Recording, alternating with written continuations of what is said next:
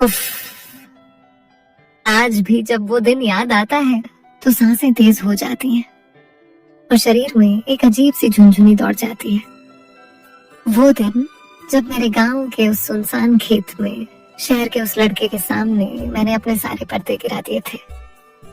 नहीं, कपड़े वाले पर्दे नहीं, शर्म वाले पर्दे, हया वाले पर्दे, और शायद थोड़ा सा इंसानियत वाला पर्दा भी। मेरा नाम रिया है, उम्र बस समझ लो कि जवानी की दहलीज पर खड़ी हूँ, जहाँ हर आहट पर दिल धड़कता है और हर नजर कुछ कहती है। लोग कहते हैं मेरे नैन नक्श तीखे हैं और मेरी मुस्कान वो तो अच्छे अच्छों का ईमान डिगा देती है। गांव की सीधी सादी लड़की हूँ, लेकिन दिल में तूफान छुपाए बैठी हूँ। हाइट 5 फीट 4 इंच, रंग गेहुआ और फिगर बस ऐसा समझ लो कि जब पानी भरने जाती हूँ तो कुएं की रस्सी भी फिसल जाती है। और वो, उसका नाम था समीर, शहर का लड़का। हमारे गांव में अपनी नानी के यहाँ छुट्टियों में आया था। बिल्कुल फिल्मी हीरो जैसा, गोरा चिट्टा, ऊंचा पूरा, और उसकी आंखों में उसकी आंखों में एक ऐसी कशिश थी कि मैं पहली ही नजर में अपना दिल हार बैठी थी। वो जब बात करता था तो उसके होठों से शब्द नहीं, शहद टपकता था, और उसकी हंसी ऐसा लगता था जैसे किसी ने सितार के तार छेड़ दिए हों। कहानी की शुरुआत हुई उस दिन जब हमारे गांव में हल्की हल्की बारिश हो रही थी। मिट्टी की सौंधी सौंधी खुशबू चारों तरफ फैली हुई थी। मैं अपने खेतों की तरफ जा रही थी और तभी मैंने उसे देखा। वो हमारे आम के बाग के पास खड़ा था, भीगता हुआ, और उसकी नजरें पेड़ पर लगे रसीले आमों पर थीं। मैं उसके पास गई और शरारती अंदाज में पूछा, क्या देख रहे हो शहरी बाबू? कभी इतने रसीले आम देखे हैं? वो मुझे देखकर थोड़ा झेप गया। उसके भीगे हुए बाल उसके माथे पर आ रहे थे और पानी की बूंदें उसके चेहरे से फिसलकर उसकी गर्दन पर जा रही थी। हे भगवान, क्या नजारा था वो! मैं तो वहीं पिघल गई। वो मुस्कुराया, देखे तो हैं, पर इतने करीब से नहीं। उसकी आवाज में एक अजीब सी मस्ती थी। मेरी हिम्मत बढ़ गई। मैंने अपनी गीली लटों को कान के पीछे करते हुए कहा, सिर्फ देखने से पेट नहीं भरता बाबूजी, इन्हें तो चखना पड़ता है। उसकी आंखों में एक चमक आई, पर ये तो बहुत ऊपर लगे हैं और मैं पेड़ पर चढ़ना नहीं जानता। बस यही तो मैं सुनना चाहती थी। वो पल था, वो लम्हा था जहां से ये सारी कहानी शुरू हुई। वो लम्हा जब मैंने फैसला किया कि इस शहरी बाबू को गांव का असली स्वाद चखाना ही पड़ेगा। मैंने उसे अपनी उंगली से मेरे पीछे आओ का इशारा किया और उसे खेतों के और अंदर ले गई। हम उस जगह पहुंचे जहां हमारा सबसे बड़ा और पुराना आम का पेड़ था। उस पर सुनहरे पीले आम लदालत थे। बारिश रुक चुकी थी और सूरज की हल्की सी किरणें पत्तों से छन छन कर हम पर पड़ रही थी। माहौल एकदम रोमांटिक हो चुका था। हवा में ठंडक थी पर मेरे अंदर आग लगी हुई थी। मैंने समीर की आंखों में आंखें डालकर कहा, पेड़ पर चढ़ने की जरूरत नहीं है। उसने हैरानी से पूछा, तो फिर? मैं मुस्कुराई, एक बहुत ही गहरी मतलब वाली मुस्कान। मैंने अपनी चुनरी का पल्लू कमर में खोसा और फुर्ती से पेड़ पर चढ़ने लगी। मेरी हरी साड़ी कीचड़ में थोड़ी सन गई, पर मुझे परवाह नहीं थी। मुझे तो बस उसे ये दिखाना था कि गांव की छोरियां किसी से कम नहीं होती। मैं ऊपर चढ़कर एक मोटी सी डाल पर बैठ गई और दो सबसे बड़े, सबसे रसीले और सबसे पीले आम तोड़े, एक मेरे दाएं हाथ में, एक मेरे बाएं हाथ में। मैं नीचे उतरी। मेरे बाल खुले हुए थे, सांसें तेज चल रही थी और मेरे हाथ में वो 2 आम थे जो सिर्फ फल नहीं थे, वो एक दावत थी, एक न्योता था। समीर की आंखें फटी की फटी रह गईं। वो कभी मुझे देखता तो कभी मेरे हाथ में पकड़े आमों को। उसके चेहरे पर एक अजीब सी बेचैनी और एक गहरी इच्छा साफ नजर आ रही थी। मैं उसके बिल्कुल करीब चली गई, इतनी करीब कि मैं उसकी गर्म सांसों को अपने चेहरे पर महसूस कर सकती थी। मैंने अपनी आवाज को जितना हो सके उतना रेशमी और नशीला बनाया। लो, मैंने फुसफुसाते हुए कहा। छुको। उसने कांपते हुए हाथों से काम लिया, पर उसकी नजरें अभी भी मुझ पर टिकी थी। मैंने शरारत से अपनी गर्दन टेढ़ी की और पूछा, क्या हुआ? ऐसे क्या देख रहे हो? उसने धीरे से कहा, तुम बहुत अलग हो रिया।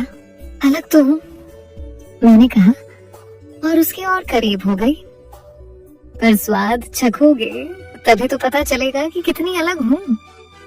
मेरे ये शब्द तीर की तरह उसके दिल में लगे। उसने जल्दी से आम का छिलका उतारना शुरू किया, पर उसके हाथ कांप रहे थे। मैंने हंसते हुए उसके हाथ से आम ले लिया। ऐसे नहीं शहरी बाबू, गांव की चीजों का स्वाद लेने का एक तरीका होता है।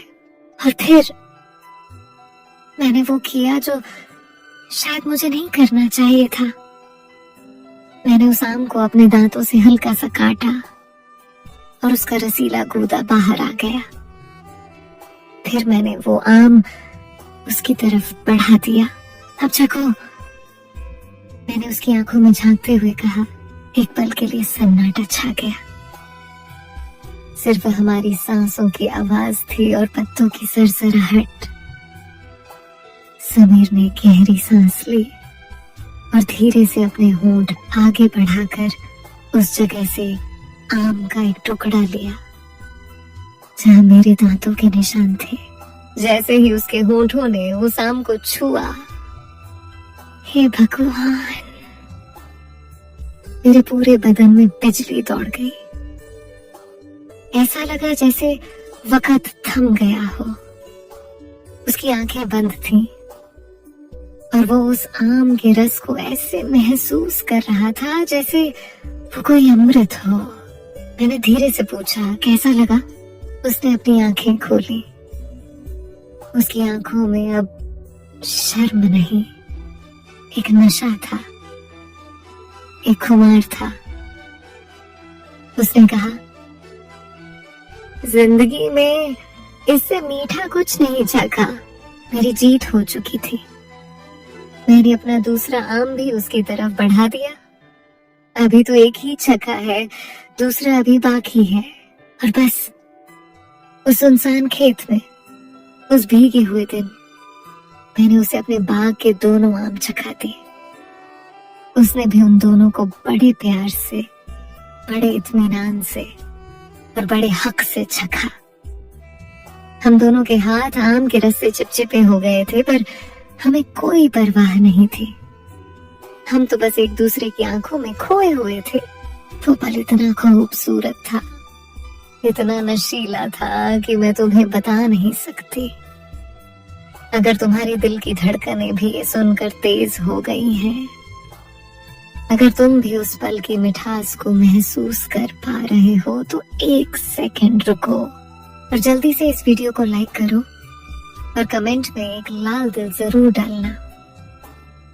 और हाँ, चैनल को सब्सक्राइब करना मत भूलना, क्योंकि कहानी का सबसे मजेदार हिस्सा वो तो अभी शुरू होने वाला है।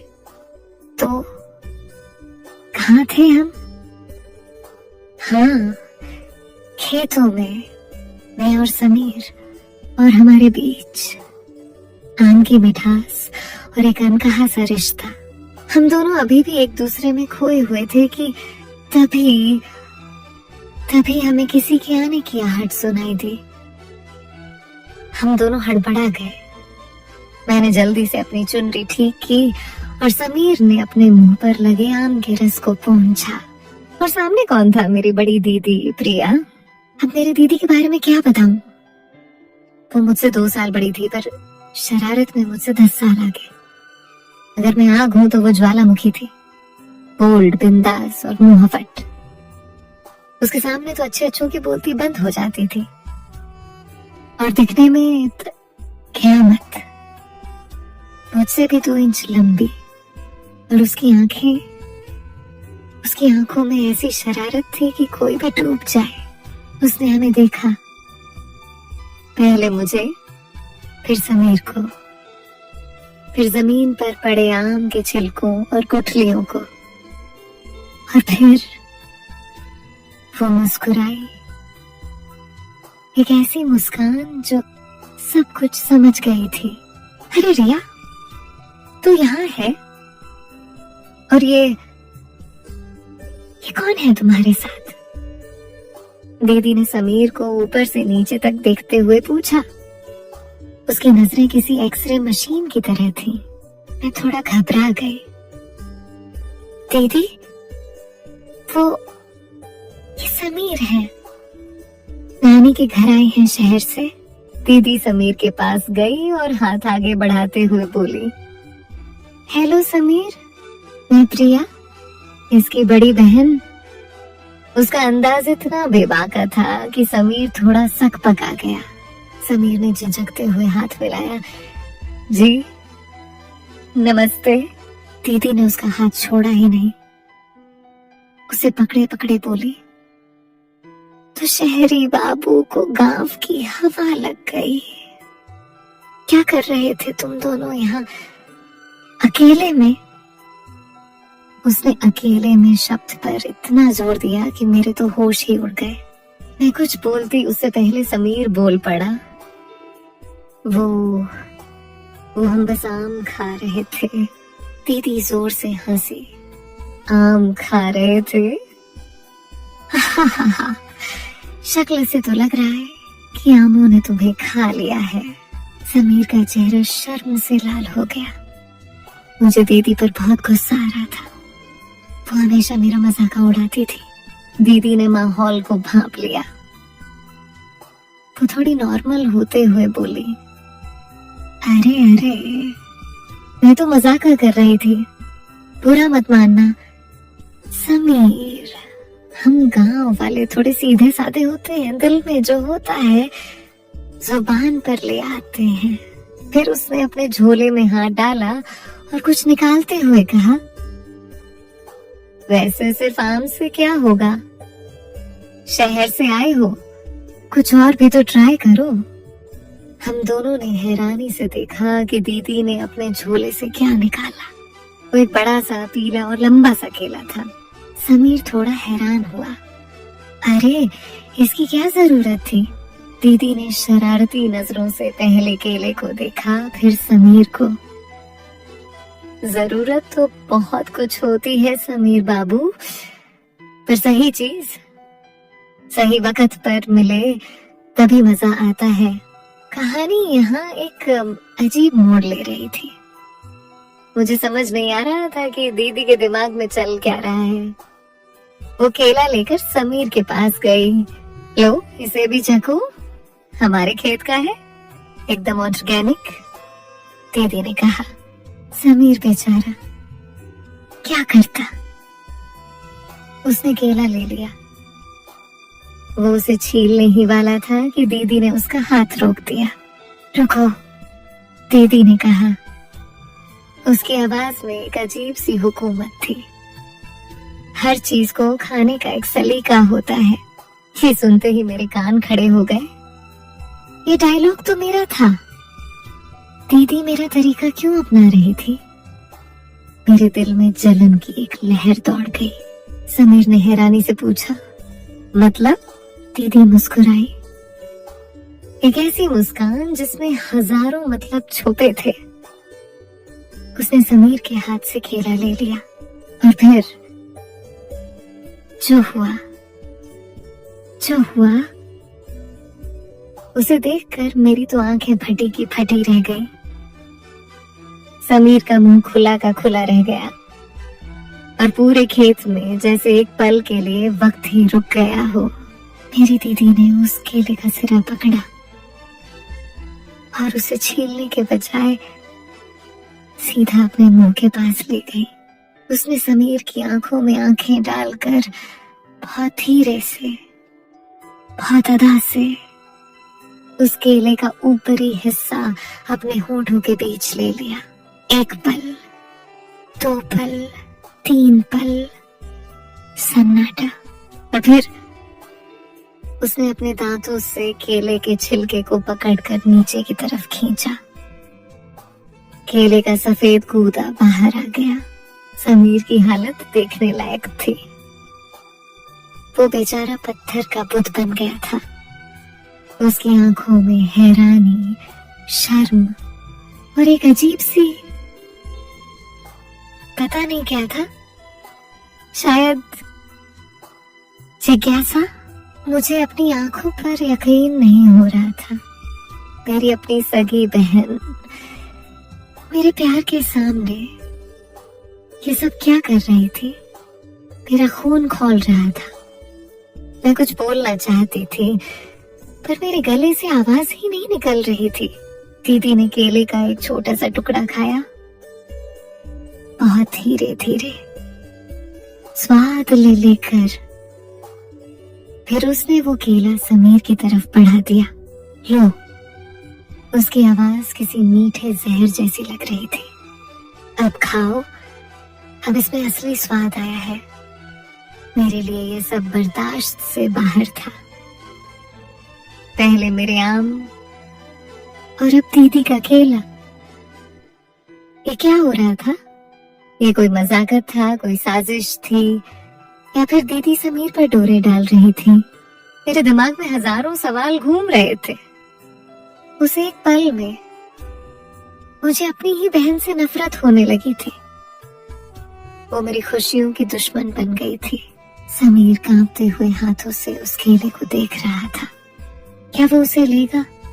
क्या वो उसे खाएगा? अगर उसने खा लिया तो इसका क्या मतलब होगा? क्या वो मुझे भूल कर दीदी की तरफ आकर्षित हो गया है? उस सुनसान खेत में हम 3 लोग खड़े थे, मैं, समीर और मेरी दीदी, और हमारे बीच 2 आमों की मिठास, एक केले की शरारत और हजारों अनकहे जज्बात, धोखा, जलन, प्यार, हवस, सब कुछ एक साथ उस हवा में घुल गया था। और कहानी का क्लाइमेक्स तो अभी बाकी था मेरे दोस्त, क्योंकि उस दिन उस खेत में मेरी दीदी ने सिर्फ उसका केला ही अपने मुंह में नहीं लिया था, उसने कुछ और भी लिया था। कुछ ऐसा जिसने मेरी और समीर की जिंदगी हमेशा के लिए बदल कर रख दी। जानना चाहते हो आगे क्या हुआ? जानना चाहते हो समीर ने वो केला खाया या नहीं? और दीदी ने ऐसा और क्या किया जिससे सब कुछ बदल गया? ये जानने के लिए तुम्हें थोड़ा इंतजार करना होगा। लेकिन अगर ये कहानी तुम्हारी नसों में दौड़ रही है, अगर तुम्हारा दिल भी ये जानने के लिए तड़प रहा है कि आगे क्या होगा, तो अभी के अभी कमेंट बॉक्स में जाओ और लिखो पार्ट 2 लाओ। मुझे पता चलना चाहिए कि तुम कितने बेचैन हो। और भूलना मत, इस चैनल को सब्सक्राइब करके बेल आइकॉन को दबा दो, क्योंकि अगला पार्ट जब आएगा तो वो तुम्हारे होश उड़ा देगा। ये मेरा वादा है। मिलते हैं कहानी के अगले और सबसे बोल्ड हिस्से में। तब तक सोचते रहो कि उस खेत में उस दिन